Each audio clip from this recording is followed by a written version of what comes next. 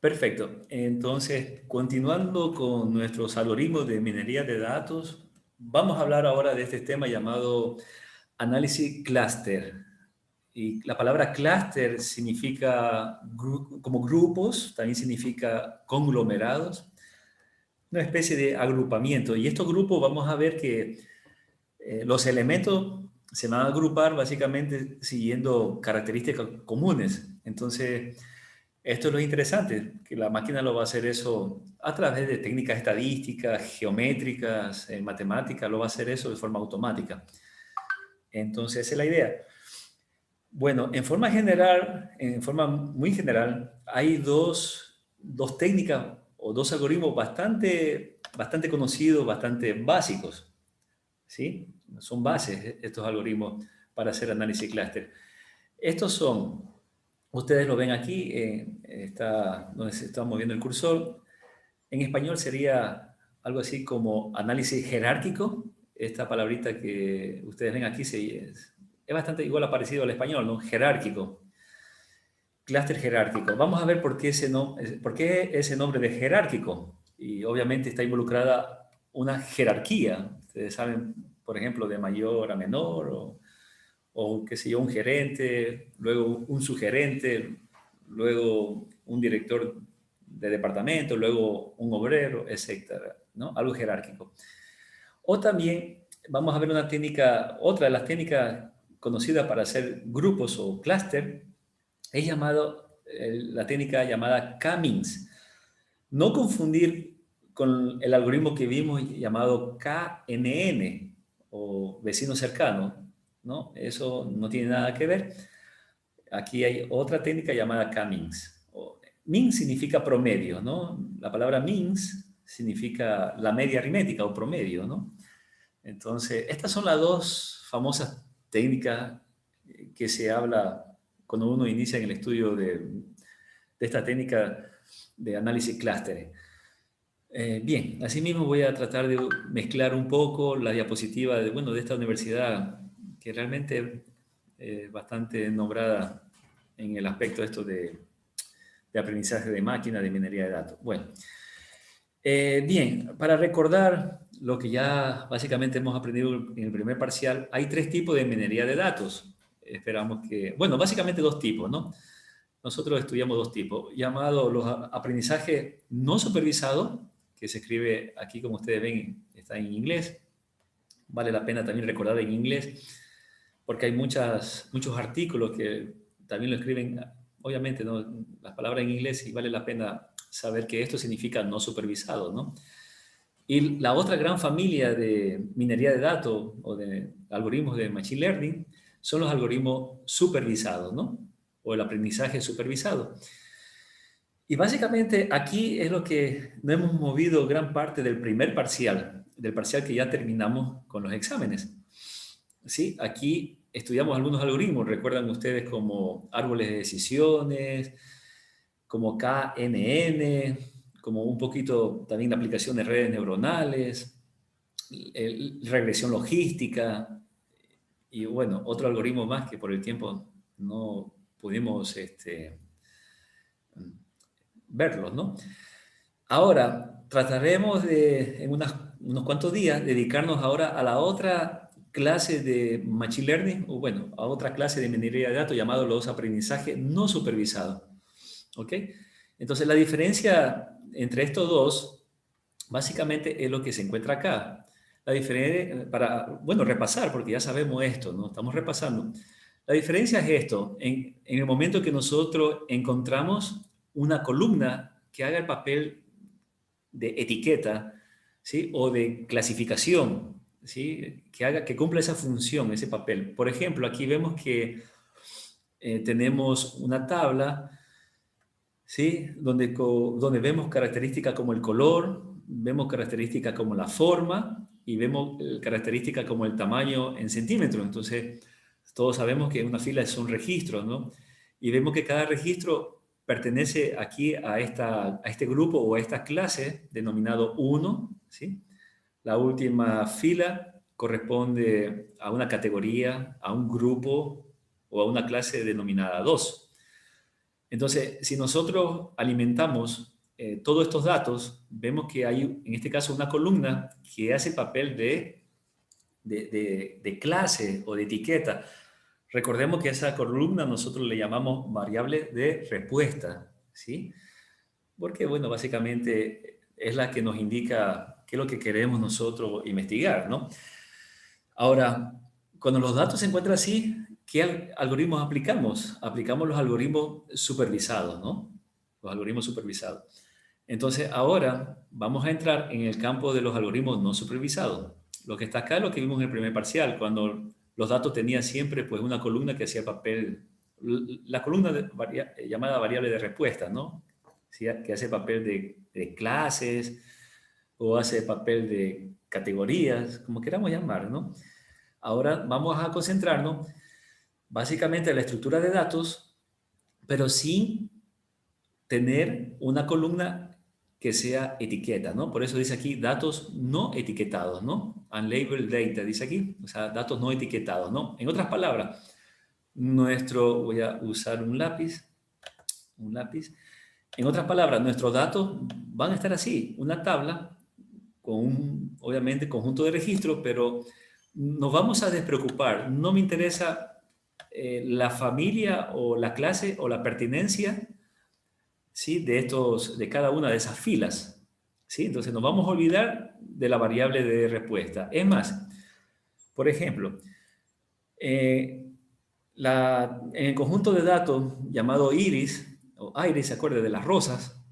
O sea, recuerdan que en la última columna nosotros teníamos básicamente las clases de la rosa, de estas flores, ¿no? Que era setosa, ¿se acuerdan? Entonces, por ejemplo, si yo deseo hacer, justamente aplicar técnicas cluster, o mejor dicho, algún algoritmo no supervisado en ese tipo de datos, lo primero que yo tendría que hacer más bien es eliminar, justamente eliminar esa columna de etiquetas. Debería eliminarla porque no me sirve para nada, porque los algoritmos que vamos a ver no necesitan esa columna de etiquetas. Más bien sería como una especie de estorbo, ¿no? Tenemos que dejar que automáticamente la máquina estudie la estructura de los datos y ella misma más bien va a generar sus propias clases, sus propias categorías. Eso es lo interesante. Entonces esa es la gran diferencia para recordar, ¿no? Entre estos dos grandes familias de aprendizajes de máquina.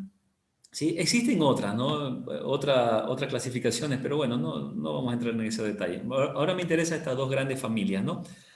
Ya sabemos entonces que en el primer parcial básicamente estudiamos esto de aquí, lo vamos a dejar, ¿sí? Y nos vamos a enfocar ahora en esto, en el aprendizaje no supervisado, que justamente fue la tarea número 3 que terminamos en el primer parcial. Entonces, ya se sobreentiende que sabemos algo de eso, ¿no? De lo que hemos leído o hemos investigado. Ya partimos de esa hipótesis, ¿no? Entonces, bien, como les decía, la estructura de los datos, pues solamente van a ser un conjunto de características de variables, como lo que ustedes están aquí. Entonces, estos datos se van a conocer como datos no etiquetados. Aquí dice, ¿no? Aquí abajo, datos no etiquetados. ¿Sí? ¿Por qué? O sea, porque no sabemos esos datos,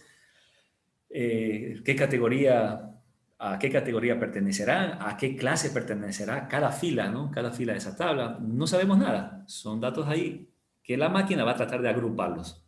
Eso es lo interesante. Si estamos hablando de estudiantes, por ejemplo, podemos clasificar, o mejor dicho, podemos decir a la máquina que los agrupe. La máquina los agrupará, no sabemos cómo, porque son algoritmos, pero obviamente podemos nosotros encontrar, manipular un poco ese algoritmo y bueno, a la final lo podrá clasificar por estudiantes con alto rendimiento, en lo que es las cuestiones de notas, ¿no? Con bajo rendimiento, con rendimiento medio, ¿no? Puede haber 2, 3, 4 grupos. Hay cosas que podemos controlar, otras la podemos dejar que sea automáticamente la máquina. Bueno, hay mucho mecanismo, ¿no? En este aspecto. ¿Listo?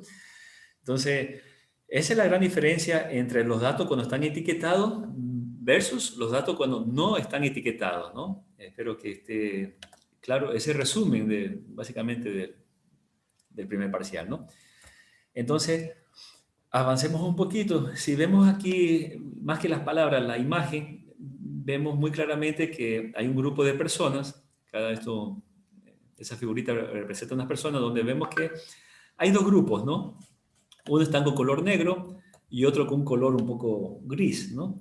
Entonces, vemos que a eso es lo que le vamos a llamar justamente un clúster. En este momento tenemos aquí dos clústeres bien identificados, color negro y un color ahí medio gris, ¿no? Entonces, ¿qué es lo que va a hacer la máquina? O sea, la máquina va a tratar de encontrar patrones.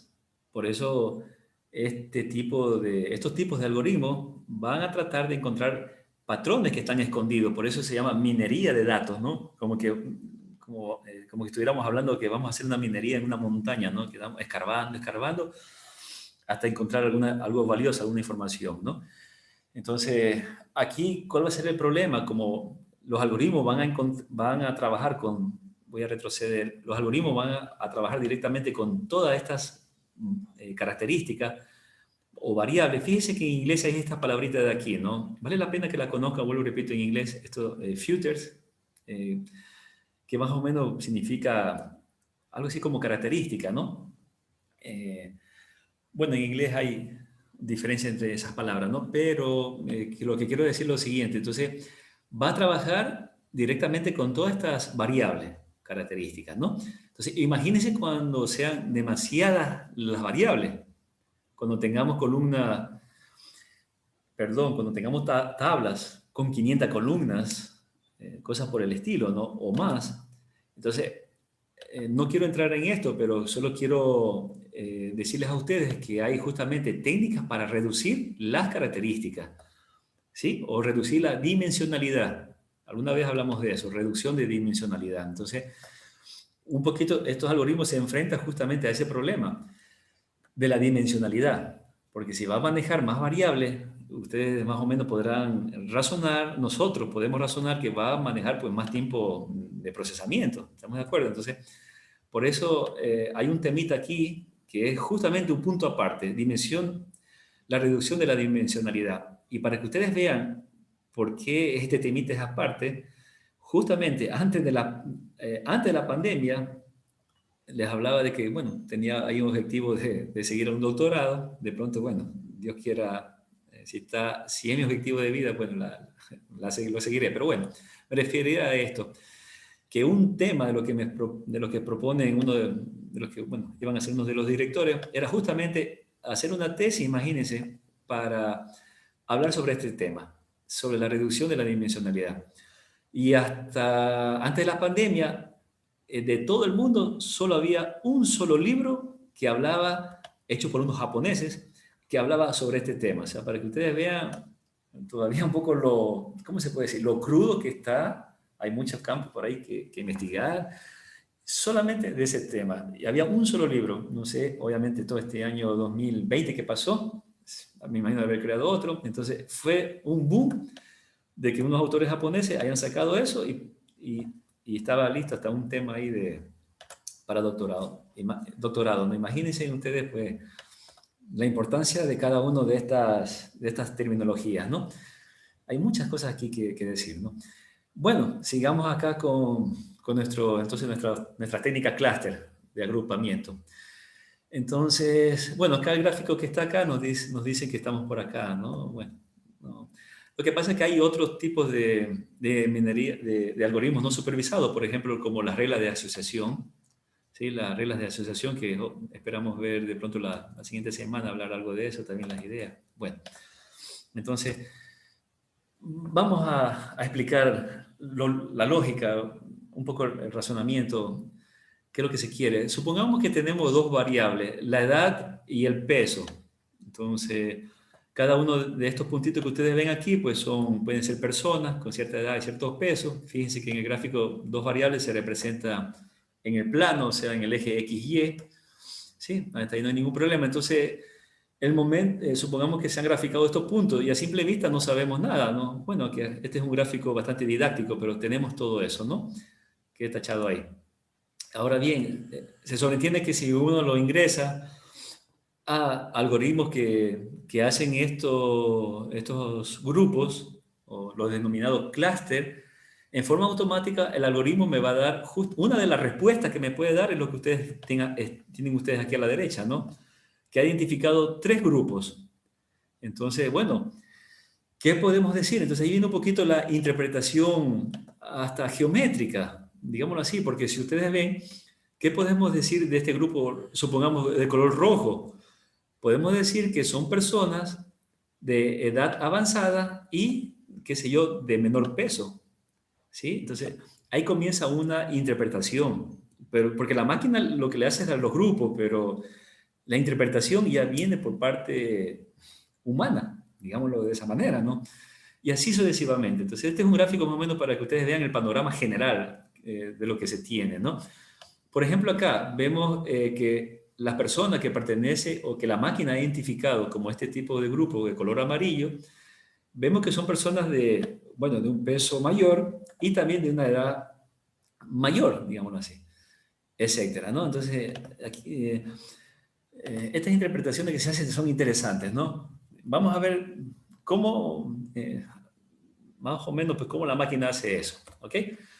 Bueno, como proceso, bastante general, el proceso pues es lo siguiente, ¿no? Se carga, se hace un preprocesamiento de los datos, o sea, se identifica qué variable vamos a trabajar, si hay datos incoherentes, etcétera, etcétera. Nos hace una limpieza de esos datos. Todo eso se llama preprocesamiento de los datos, que a propósito hemos dicho que este es el pasito que más toma tiempo, ¿no? Obtener los datos, pedir permiso por los datos, etcétera, etcétera. O sea, eso es lo que más consume. Eso sí que consume tiempo, ¿no? Entonces, una vez que justamente que se hace eso, lo que se hace a continuación, vamos a hablar de esto, vamos a tratar de seleccionar una medida de similitud. Entonces, vamos a ver qué es eso de medida de similitud. Voy a retroceder. Si ustedes ven, estos puntos de aquí lo han agrupado. ¿Por qué? Porque estos algoritmos automáticamente han considerado de que estos 4 puntos son similares. Entonces, a eso es lo que se refiere como usar una medida de similitud, una medida que permita agrupar, que diga por qué son similares, por qué lo agrupa, por qué, por ejemplo, no agrupó estos 2 puntos que están aquí. ¿Por qué no los agrupó? Porque la medida de similitud identificó que no eran similares, ¿ya? Entonces, ahí va a haber ¿cómo se puede decir? Se puede llevar de la mano las medidas de similitud y al mismo tiempo la medida de distancias. Similitud significa, obviamente, cuando 2 puntos, digámoslo así, tratan de ser similares, ¿no? En otras palabras, como que están cercanos, geométricamente estuvieran cercanos, ¿no? Y las medidas de distancia, en cambio, obviamente, me interesa que los puntos estén distantes, ¿no? Entonces, si ustedes ven el resultado de estos 3 clústeres A, B, C, que está acá, dentro de los clústeres que tenemos, que los puntitos son cercanos entre ellos, ¿no? Entonces, se ve que la medida de similitud dentro de los grupos, digamos que es grande, ¿sí? O mejor dicho, bueno, depende de la medida, ¿no? Pero la similitud es grande, ¿no? Mientras que la distancia, lo que se busca, o sea, de que sean similares, internamente sean muy similares dentro de los clústeres, ¿no? Mientras que la distancia entre ellos sean grandes, ¿no? Entre los grupos en sí. Por ejemplo, entre A y el C tiene que haber una distancia considerable, ¿no? Mayor. Y así, más o menos la lógica que se maneja, ¿no? Entonces decíamos que el segundo paso es tratar de seleccionar una medida de similitud. ¿Y por qué le digo esto? Porque la mayoría de los algoritmos, por ejemplo, el lenguaje R, qué sé yo, SPSS, bueno, espero que la próxima clase también enseñarles un poquito, así sea como charla, como una especie de exposición nomás, que ustedes vean cómo también se utiliza el SPSS, un software estadístico de la IBM, donde justamente un paso es justamente que a uno le hace seleccionar esta medida. Entonces ahí viene una teoría que, claro, por el tiempo no podemos nosotros ingresar a la teoría y hablar de cada una de esas medidas, porque solamente hablar de estas medidas nos llevaría gran parte de nuestro parcial y no sería eso, ¿no? Si alguien tiene algún interés, ya sería de consultar específicamente una medida en sí, ¿no? Pero vamos a dar ciertos nombres.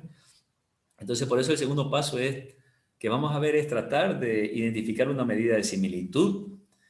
Una vez que hemos identificado esa medida de similitud, ahí sí, formar los clústeres, los grupos, y viene el análisis. Como lo hemos explicado, tratar de analizar, ¿no? Los grupos, ¿por qué los agrupó? ¿Ok? Ese básicamente son los pasos, ¿sí? Los pasos. Entonces, fíjense que la medida clúster, a propósito, ya que está en inglés, yo estoy viendo acá, justamente es parte de una técnica llamada el análisis de exploratorio de datos, ¿no? Entonces, hay muchas, justamente hay un campo aparte de los análisis exploratorios de datos, y uno muy conocido es justamente esta técnica llamada clúster. O sea, además de ser también un algoritmo de machine learning, de minería de datos, también es como, se puede decir, una rama de la estadística avanzada. ¿Sí? Todo eso, a la final, si ustedes se ponen un poquito a observar esto, la minería de datos no es nada más o se fundamenta mucho en estadística, en técnica estadística, ¿no? No sé si estamos de acuerdo en eso. ¿Sí? Porque cuenta, saca promedio y hace muchas cosas que hace la estadística, ¿no? ¿Ok? Entonces, bueno, hablemos un poquito de lo que estábamos diciendo acerca de las medidas de similitud y la medida de distancia. Entonces, la relación es esto, ¿no? Son como complementarios. Entre distancia y similitud, o sea, si uno es más pequeño, la otra pues es más grande, ¿no? Esa es la idea, ¿no? Entonces, vemos aquí pues dos jugadores en una cancha de fútbol, 2 puntos, ¿no? Entonces, si estamos hablando de medida de distancia, una medida de distancia ya conocida cuando manejamos KNN, era justamente la medida de distancia euclidiana, ¿sí? La fórmula de Euclides, que de tal forma llevada en el triángulo rectángulo es conocido como el teorema de Pitágoras, ¿no? Es algo bastante específico de la medida euclidiana, ¿no? Es algo particular, muy particular, ¿no? Entonces, bueno, no voy a entrar a fórmulas, ¿no? Pero si a alguien le interesa, por ejemplo, supongamos que el jugador azul tiene estas coordenadas, 0, 0, ¿no? Justo está en el centro de la cancha, y el jugador rojo tiene la coordenada 12 en X y 9 en Y. Entonces, si observamos cuál es la distancia entre los dos, lo que se hace es, bueno, restar las coordenadas, ¿no? 0 menos 12 se eleva al cuadrado. Se hace esta fórmula de aquí, ¿no? Y bueno, y esto me va a dar, se saca la raíz cuadrada y me va a dar una distancia, ¿no? No me interesa ahora, pero eso es justamente una medida de distancia, para que luego comparar con las famosas medidas de similitud. Esto obviamente lo hace el algoritmo todo automáticamente, ¿no? Sí, en R hay la función dis, que la vamos a tratar de llevar en la práctica, ¿no? Entonces lo que se hace en R es que se ingresa nomás el dato y se coloca, por ejemplo, como hay muchas medidas de distancia, se coloca, supongamos esto. Por defecto está la medida euclidiana, ¿no? O sea, esta fórmula de aquí. Entonces ya y le obtiene la distancia, ¿no? La distancia de un conjunto de datos. Bueno, eso. Bien, otra cosa, también es importante, recuerdan que esto también nosotros lo hablamos cuando estudiamos el algoritmo llamado KNN, ¿sí? Es acerca de escalar los datos, escalar o estandarizar los datos.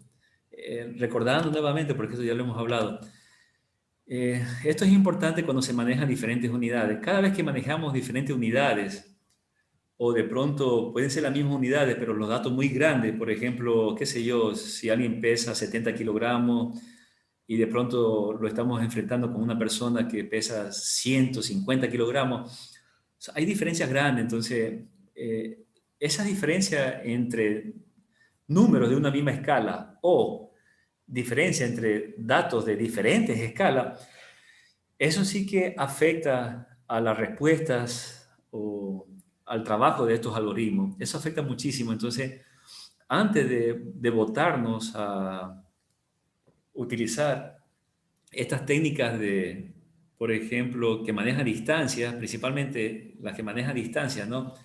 En este momento estamos hablando de las técnicas cluster, también cuando hablábamos de KNN y habrán otras, ¿no? Siempre es importante estandarizar los datos, ¿sí? Por ejemplo, en el gráfico, vamos a tratar de explicar estos gráficos para que se entienda, recordar lo que hemos hablado, ¿no? Supongamos que tenemos aquí, vemos que la persona 1, estoy acá en el lado de la pantalla, la persona 2, fíjense que tienen esto de altura, 6 pies, los dos tienen la misma altura. eh, el peso, uno pesa 200 libras y la otra persona pesa 202 libras. Si nosotros sacamos la distancia tal como está, la distancia es 2, utilizando la fórmula anterior, ¿no? Ustedes conocen aquí, 6 menos 6 es 0, 200 menos 202 es, bueno, menos 2 al cuadrado 4, se saca la raíz cuadrada de 2, ¿no? Bueno, no viene acaso la fórmula, pero la distancia es 2 entre estos dos puntos. Fíjense qué pasa aquí, fíjense en acá, ¿no? Tenemos persona, una de 6 pies y la otra persona de 8 pies. El peso es lo mismo. Entonces, si ustedes se dan cuenta, hay una, o sea, lógicamente hay diferencias, ¿no? Física, vemos una persona que es bastante alta, pero si nosotros sacamos la distancia, fíjense que la distancia sale la misma, existen dos, el número es 2, ¿no? La distancia es 2. Entonces, esto va a influir si uno utiliza una técnica de minería de datos. Entonces, esto es parte, por si acaso, del procesamiento de datos, ¿no? Entonces, ¿qué es lo que hay que hacer para, para tener una respuesta más real? Lo que hay que hacer es lo siguiente, escalar los datos. Entonces, hay muchas formas de escalar o estandarizar. Por ejemplo, una forma de tratar los datos es lo siguiente, ¿no? A los datos, por ejemplo, la altura se le va a restar de su promedio y se lo divide para la desviación estándar. Esto ya lo vimos, ¿no? Cuando hablábamos de KNN. Entonces, esto lo hace también, por ejemplo, con la función scale, lo hace automáticamente, ¿no? El lenguaje R. Eso significa que estandariza los datos. Estandarizar los datos, vuelvo y repito, significa restarles del promedio, o sea, de cada columna va a ser eso, ¿no? Le va a restar su promedio y lo va a dividir para la desviación estándar. Entonces, fíjense, estandarizando los datos, por ejemplo, el número 6 se transforma en 0.6, ¿sí? Y qué sé yo, el número 8, el 8 que está acá, ¿no? Se va a transformar en 11.3, ¿sí ven? Estandarizando los datos. Pasa como una nueva escala. Las 200 libras se va a transformar en estos números que ustedes ven aquí, ¿no? O las 202 libras, ¿no? Entonces, utilizando los datos estandarizados, fíjense que se presenta más real, ¿no? La distancia acá es 0.06, obviamente una distancia como da la idea que es más corta, o sea, que no hay mucha diferencia. A eso se refiere con la distancia, ¿no? Mientras que la distancia acá es 10.7, que es más real. Esta distancia sí me está indicando que realmente hay como una distancia, ¿no? Una diferencia entre la característica de la persona 1, ¿sí? Con la persona 3. Entonces, más o menos para tratar de probar por qué es importante, antes de insertar o meterse a trabajar con cualquier algoritmo de minería de datos, darse un tiempito al preprocesamiento de datos, como por ejemplo esto, estandarizar los datos, ¿sí? Entonces, para que el proyecto o la respuesta o la investigación que vayamos a hacer sea más real, ¿no? El no hacer esto, lo que me va a decir es un poquito el desconocimiento de esta técnica, ¿no? Entonces, vamos a quedar un poquito ahí que estamos desconociendo, ¿no? O hemos hecho un mal preprocesamiento de datos, ¿no? Bueno, un poquito más. Por ejemplo, miren aquí. Supongamos que tenemos estos tipos de datos que son categóricos. Esto también es importante. ¿Cómo se manejan, cómo se agrupan datos categóricos? Entonces, ahí se transforma en un tipo de dato llamada, o se hace, bueno, en español sería algo así como dumificación. Realmente no sé si hay esa palabra en español, ¿no? Dumificación. Pero lo que se hace es lo siguiente, ¿no? Estos datos dummy que se llaman. Si ustedes observan, como yo no puedo sacar ni manipular letra, por ejemplo, aquí dice rojo, por acá verde, yo no puedo hacer restar rojo menos verde y me va a dar, qué sé yo, rosado. No puedo hacer eso, ¿no? Tampoco puedo restar deporte, no puedo restar, por ejemplo, hockey menos soccer y me va a dar básquet. No podemos hacer nada de eso. Entonces, lo que se hace justamente se hacen los datos, esto se llama datos dummy. O sea, si ustedes ven el color rojo, ¿sí? Va y lo saca en una columna aparte, ¿no? El color verde, ¿sí ven? Lo saca aparte, ¿no? Y así, cuando haya un color rojo, pues lo que hace es insertar un 1 acá. ¿Ven? O sea, mire esa transformación de datos, ¿no? Eso se llama dummificar los datos. Bueno, datos dummy, puro 0 y 1.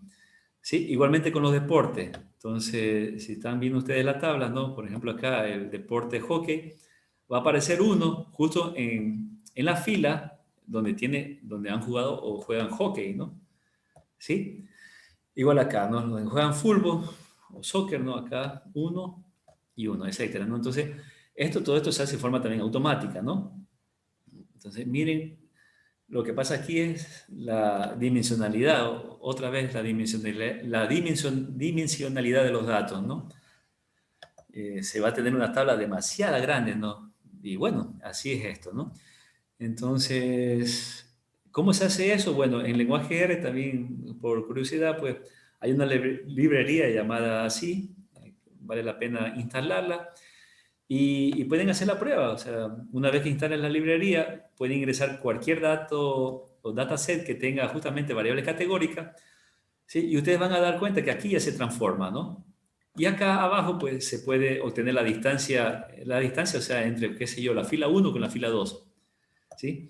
Pero bueno, lo importante es esta partecita de aquí, esta línea la que me va a transformar directamente una tabla y va a obtener, esta tabla obtiene pues la tabla, de la tabla origen se obtiene la tabla que está acá, ¿no? Entonces, esto se hace rápido, ¿no? Ahora es automático, ¿no? Bien. Y bueno, creo que para finalizar esta primera parte, vamos a tratar, hablábamos ahora de la distancia de similitud. Miren este tipo de lógica, ¿no? Asimismo, en forma gráfica, para no meternos mucho en fórmulas, tener un poquito claro cómo trabajan estos, ¿no? Para no estar tan ciego de tantas cosas que se puede hablar. Por ejemplo, decíamos que voy a retroceder, decíamos que parte del proceso para hacer grupos o para hacer clústeres es justamente esto de aquí, seleccionar una medida de similitud. ¿Ya? Estamos aquí, voy a hablar de eso. ¿Estamos de acuerdo? Medida de similitud. Estamos hablando, ok. Entonces, voy a ir de atrás para adelante. Una medida de similitud justamente es esta llamada, algo así como enlace completo, complete linkage. Voy a ir de atrás para adelante. ¿Por qué? Porque voy a adelantar bastante. Porque miren, hay varias medidas de similitud. Esta de aquí, la que ya le dije, que se llama enlace completo. Esta que se llama algo así como enlace simple. Esta que se llama enlace promedio. Otra medida llamada centroide. Y existen otras. Entonces, lo que quiero decir es que solamente aquí ya hay bastante teoría que a veces que leer, que manipular. Pero para nosotros lo que vamos a hacer es manejar de pronto siempre, qué sé yo, esta medida de aquí y punto final, ¿no? Por el tiempo. Pero que quede claro de que hay mucha teoría aquí que leer, porque por eso quiero también demostrar, así como una demostración, de pronto en la próxima clase, indicarle a ustedes en SPSS cómo en esos tipos de herramientas, básicamente como que me obliga, ¿sí? A uno escoger qué medida de similitud con qué medida voy a trabajar. Y obviamente para yo seleccionar, yo tengo que saber qué es lo que estoy seleccionando, ¿sí o no? No me voy a seleccionar al azar por seleccionar, y eso se ve bastante nada técnico, ¿no? Entonces, como les decía, iba a ir de atrás para adelante, entonces lo que voy a hacer es tratar solamente de explicar este de aquí. Por ejemplo, aquí dice que el enlace completo es aquella medida que trabaja con la máxima distancia entre dos conjuntos. Eso es lo que dice aquí. ¿Sí? La teoría también es algo simple. Cuando digo bastante teoría, es simple, pero me refiero porque hay bastante técnicas de similitud. Entonces, esto es lo que me va a permitir agrupar. Estas medidas las que realmente me van a permitir agrupar, formar los clústeres, como voy a tratar de explicarlo. Entonces vamos a ver por qué dice aquí la máxima distancia entre dos conjuntos. Entonces, bueno, le decía, iba de atrás para adelante, ¿no? Entonces, otra vez al inicio, me retrocedo y comenzamos aquí. Entonces, vamos a ver por qué, cómo trabaja esta medida de similitud. Entonces, vamos a tener 4 puntos que ustedes ven aquí y vamos a terminar agrupándolos. Vamos a hacer clúster, vamos a agruparlo en forma jerárquica. Y una vez vamos a ver por qué se conoce esto como agrupamiento jerárquico. ¿Ya?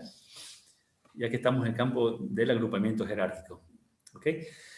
Entonces, bueno, ¿cuál es el primer paso si tenemos estos puntos de aquí, ¿no? Esta figurita, ustedes ven abajo las coordenadas, ¿sí? 5,4, 15,10, son coordenadas, ¿no? Supongamos que estamos ahí en el plano. ¿Listo? Lo primero, obviamente, que hay que hacer es aplicar la función distancia para que calcule todas las distancias entre esos puntos. Entonces, esto se hace fácil con la función de, qué sé yo, de lenguaje R. Estamos trabajando con el método euclidiano. A propósito, también hay muchas fórmulas para calcular distancia, ¿no? Pero esta es la más sencilla, ¿no? Por falta de tiempo, tenemos que, así sea, utilizar esta, la más básica, euclidiana, ¿no? Listo. Entonces, una vez utilizando la fórmula euclidiana, vemos que estas son las distancias entre, por ejemplo, entre el punto 1 y el punto 2, es 11,7, etcétera. ¿Listo? Esas son todas las distancias. ¿Ok? Entonces, lo lógico aquí, obviamente, es escoger como primer paso, agrupar los elementos que estén más cercanos. ¿Cuáles de estas distancias son las más pequeñitas? Entonces, ustedes van a decir, van a identificar que es el número 10. Entonces, ya que esas son las distancias más pequeñas entre esos puntos, el primer grupo, digámoslo así, el primer grupo va a estar conformado justamente por estos dos elementos. Entonces, ahí tenemos como que dice un primer clúster, un primer grupo. ¿Ok? Ahora bien, la cuestión es lo siguiente. Entonces, bueno, lo que he dicho, ¿no? Tenemos nuestro primer grupo. Ahora bien, ¿qué es lo que se hace aquí? Fíjense que perdón, me he adelantado bastante, ¿no? Las distancias, si ustedes ven aquí hay 15,8, 16,8, otra vez se van como a recalcular nuevamente, ¿no? Y son la misma distancia que vemos ahí, ¿no? Ahora bien, voy a retroceder nuevamente porque me parece que falta un gráfico aquí. Pero bueno, voy a explicar. Hemos dicho que por qué dice aquí que se escoge la máxima distancia entre dos conjuntos. Porque en el segundo paso, una vez que nosotros hemos agrupado, ¿sí? Ese primer grupo, supongamos, entre el número 3, este número 3, ¿no? Y el grupo que está formado ya por los elementos 1 y 4, ¿cuál es la distancia mayor? ¿15,8 o 16,8? Entonces, la distancia mayor es esta de aquí, 16,8. Por eso, esta distancia va a ser la que va a pasar al segundo paso de este algoritmo, digámoslo de esa manera. ¿Ok? Y, y así sucesivamente. ¿Sí? Entonces, por eso se llama algo así como que se toma la mayor distancia entre dos conjuntos, porque pasa la mayor de ellas, entre un punto y el grupo. ¿Sí? Obviamente va a haber la técnica que también habrá la de mínima distancia, entonces ahí va a pasar pues esta de acá, 15,6, ¿no? Sí, sí se aprecia en el gráfico, a pesar que está un poquito transparente.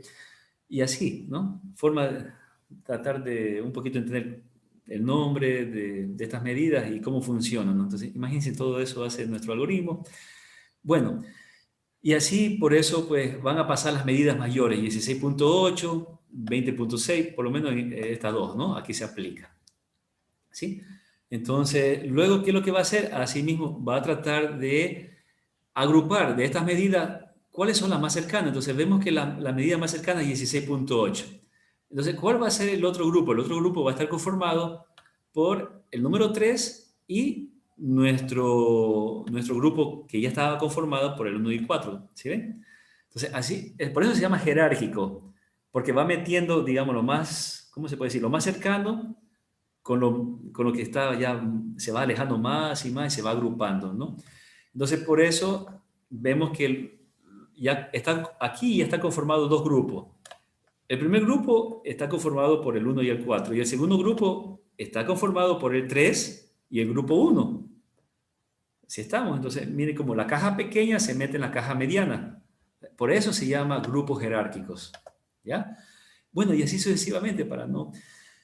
Y posteriormente agrupa ya el último dato, que es el 2.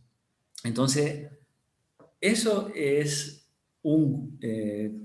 se puede decir, esto es la técnica llamada en español, agrupamiento jerárquico. En español sería agrupamiento jerárquico. Jerárquica, clustering en inglés, ¿no? Sí, agrupamiento jerárquico. Eso es la lógica detrás de esto. ¿Ok? Bastante resumido, por supuesto. Entonces, aquí aparece un gráfico bastante interesante, ¿no? Entonces, esto es lo que nosotros teníamos, ¿no? Sí, en forma de cuadraditos, pero obviamente esta manera de presentar los gráficos, sí, puede ser también aceptable, ¿no? Pero aparece un gráfico bastante conocido que eso sí tenemos que saber, tenemos que aprendernos el nombre, se llama dendrograma. ¿Sí? Bueno, dendrograma en inglés, dendrograma en español. Y es este gráfico que ustedes ven aquí. No sé si alguna vez lo han de haber visto, ¿sí? Entonces, este gráfico que está aquí, sí, que estoy aquí resaltando, si ustedes ven, es una especie como de árbol, ¿no? Pero ¿qué es lo que está diciendo aquí? Para que ustedes vean la relación entre el gráfico que está a la izquierda con el de la derecha. Por ejemplo, vemos aquí que estamos en un cuadradito, está el 1 y el 2. Entonces, si ustedes ven acá, el 1 y el 2 está por acá, está en forma jerárquica, ¿no? Luego, ¿qué aparece? Luego aparece que esto está asociado con el número 4. Entonces, por eso acá se asocia el número 4 acá en toda esta rama de aquí. ¿Sí? Luego, ¿qué aparece? El número 3. Entonces vemos que ¿sí? Todo esto de aquí luego se asocia con el número 3. ¿Sí? Y vemos que a su vez acá aparte está el grupo 5 y 6. Por eso por acá aparte está el 5 y el 6. ¿Ya se aprecia la lógica? Y bueno, obviamente todo esto pues forma un solo grupo total, ¿no? Bueno, por eso se une acá con la raíz de arriba, ¿no? ¿Sí? Entonces, realmente las cosas pues más sencillas es la que trato aquí de explicar, ¿sí? Para tener presente. Y bueno, y ustedes dirán, bueno, ¿y cómo funciona eso? Aquí, o sea, me ponen este gráfico. El chiste de este gráfico es el siguiente, que si usted, una vez que ha realizado, por ejemplo, el lenguaje R le bota este dendrograma, es lo siguiente, que si uno traza, uno corta el gráfico, por ejemplo, ¿qué pasa si uno lo corta aquí en el número 20? ¿Sí? Usted traza una línea recta, ¿no? El momento en que uno traza una línea recta, corta este gráfico, ¿en cuántos grupos lo va a cortar? Entonces ustedes ven aquí, existen dos grupos. El grupo formado por el 5 y el 6 y el grupo formado por los números 1, 2, 3 y 4. ¿Sí?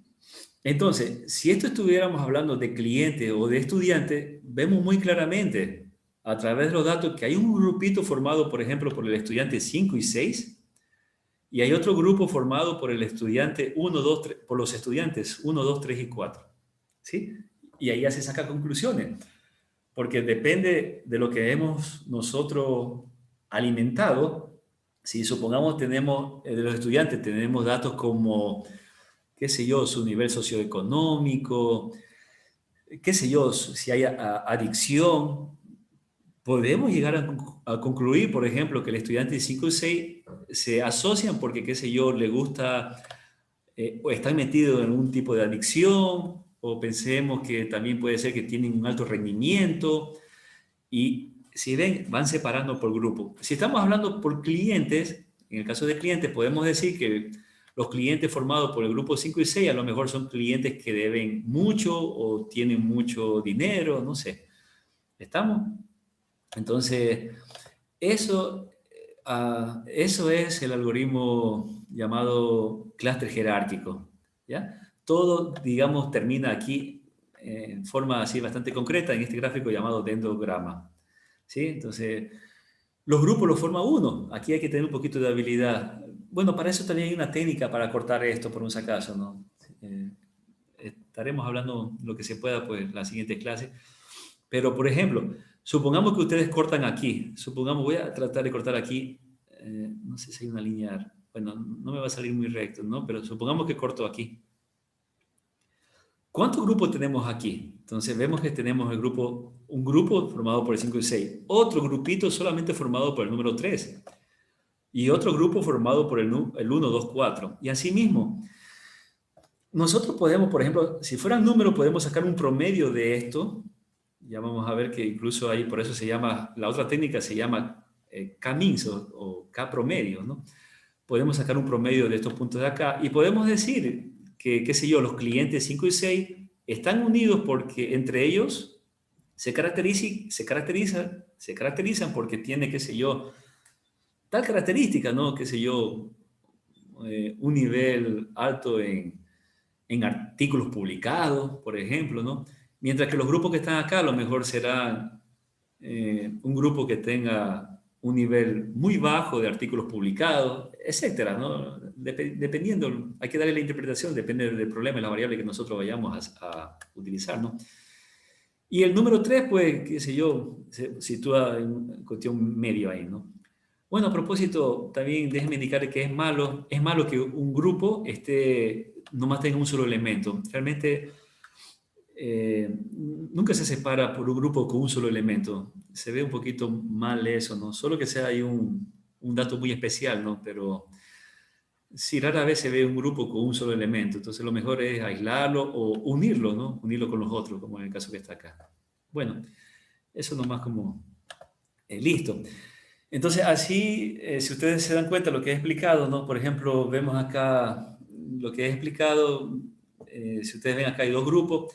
Si ustedes cortan a este dendrograma que ustedes ven acá, ¿no? La línea roja la sitúan como ustedes ven aquí. Todos vemos la línea roja entrecortada. Observamos que se separa dos grupos, ¿no? Lo pueden ver así en forma gráfica o lo pueden ver en forma de árbol. Todo esto es un grupo, ¿no? Formado por los elementos A, B, C, D. Los elementos están aquí abajo, ¿sí ve?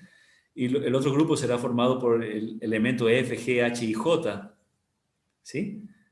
Entonces, esos son las estructuras jerárquicas. ¿Sí? Estamos.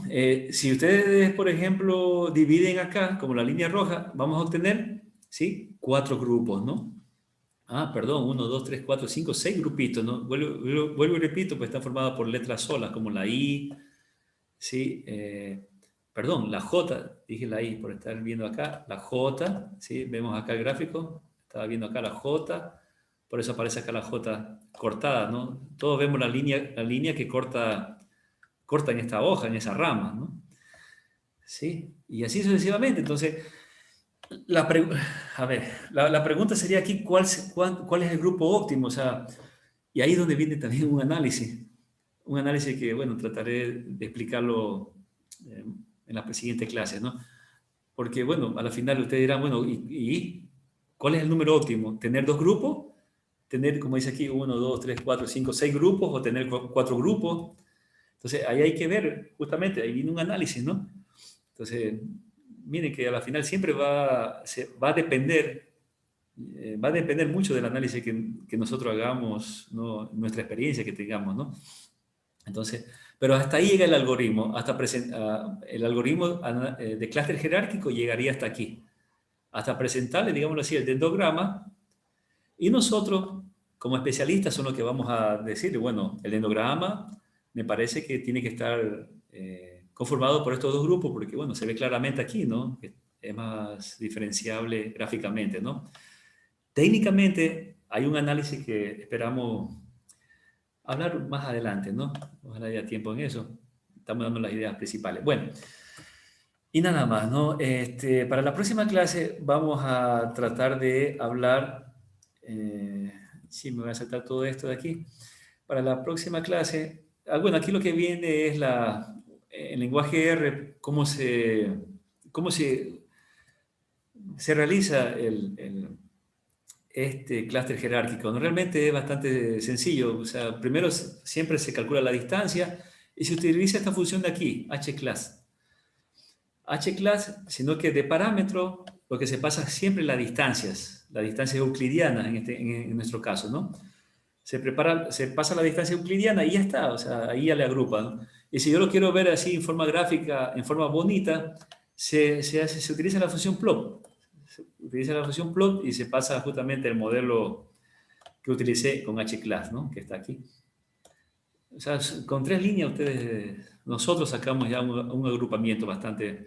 Si quiero trazar una línea, lo puedo hacer en forma manual con la función apply. se le coloca la altura, o sea, esto de aquí pues es la altura a la que va la línea, ¿no? Básicamente me da una idea de la separación entre los grupos, ¿no? Bueno, o si no, también en forma automática, uno dice con la función cortar el árbol, por ejemplo, la función cut_tree, y coloca HC y automáticamente le bota el gráfico con la línea ya trazada, ¿no? Sí.